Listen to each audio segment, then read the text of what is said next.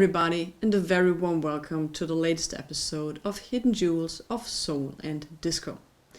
This week I'll be featuring a group which should be getting more acknowledgement and way more attention than they're getting. The funny thing is that in most of the record stores I'm going, I find their records, but they've been hardly recognized by anyone. So this week I'll be featuring the Great Bloodstone.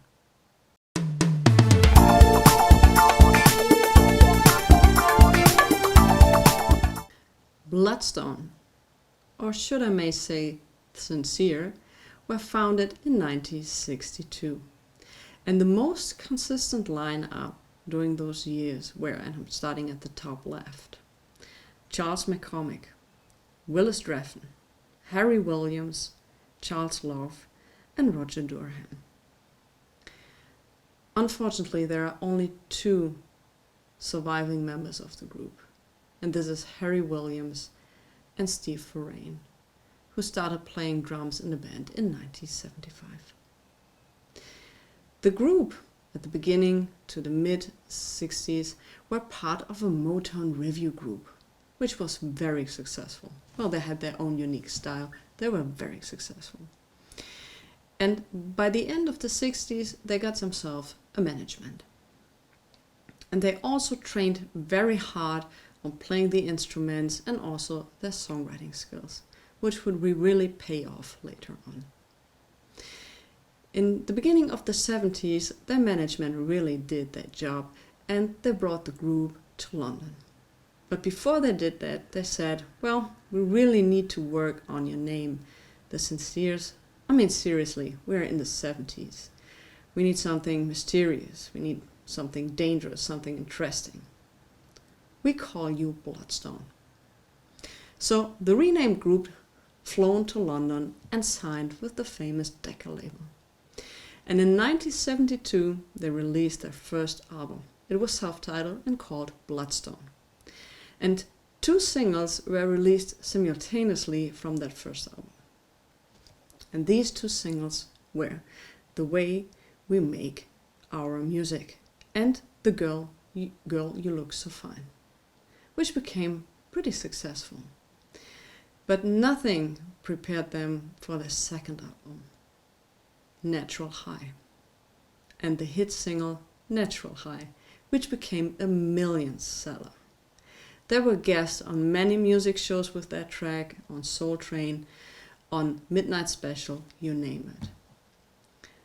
And that song is featured, I think, on almost 70s compilation album you can think of. In 1975, at their peak, they were also included in a movie which was called The Train Ride to Hollywood in 1975. Here's some footage. Hurry on up, hurry on up, hurry on up, train ride! Hey, hey, everybody, everybody! I wanted to play your Natural High so badly, but YouTube is not allowing it. So you'll find a link to Natural High in the description. During the later years, the success ended. They had a brief comeback in the 1980s with the album We Go a Long Way Back, actually in 1982. But that was pretty much it.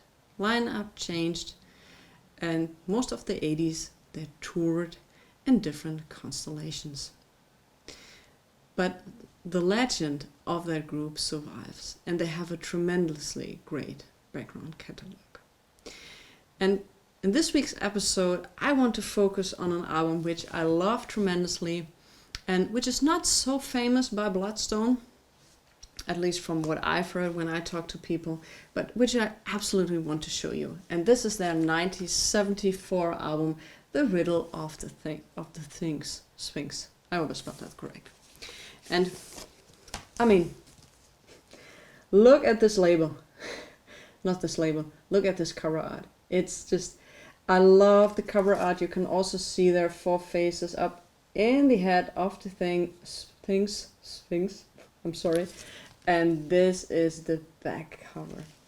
I can't praise this album enough. It's a nice mixture of funk, of ballads, of all you can expect from a 70s album, which is just great. Okay, here is the label. This is side A, and let's go to side B. And I would say, let's have a listen. For the first time, there's nothing on my mind. For I go, how much you've meant to me.